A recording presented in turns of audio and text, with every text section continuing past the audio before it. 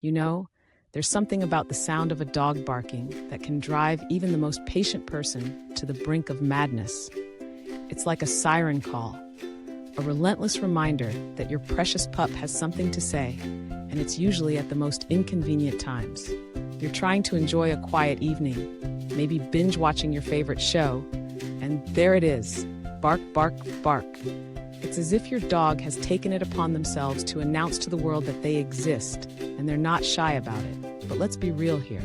We love our dogs. They're our companions, our confidants, and sometimes our best friends. So how do we strike that delicate balance between letting them express themselves and keeping the peace? First things first, let's talk about understanding why dogs bark in the first place. It's their way of communicating. They bark when they're excited, bored, anxious, or even when they want to alert you about something they perceive as a threat.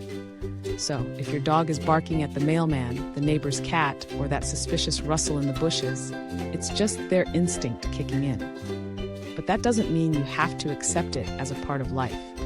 No, my friend, there are ways to curb that enthusiasm. Training is key. It's not just about telling your dog to be quiet. It's about teaching them what quiet means. Start with basic commands. Use treats and positive reinforcement. When they bark, wait for a moment of silence, even if it's just a split second, and reward them. Gradually increase the time they need to be quiet before you give them that treat. Consistency is crucial here. If you let them bark sometimes and then expect them to be quiet at other times, you're sending mixed signals. Dogs thrive on routine and clarity. Now let's talk about exercise. A tired dog is a quiet dog. If your pup is cooped up all day, they're going to have pent-up energy that needs an outlet. Daily walks, playtime in the yard, or even a trip to the dog park can make a world of difference.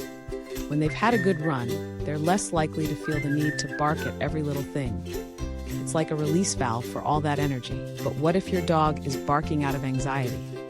That's a whole different ballgame. Separation anxiety is real, and it can lead to excessive barking when you leave them alone.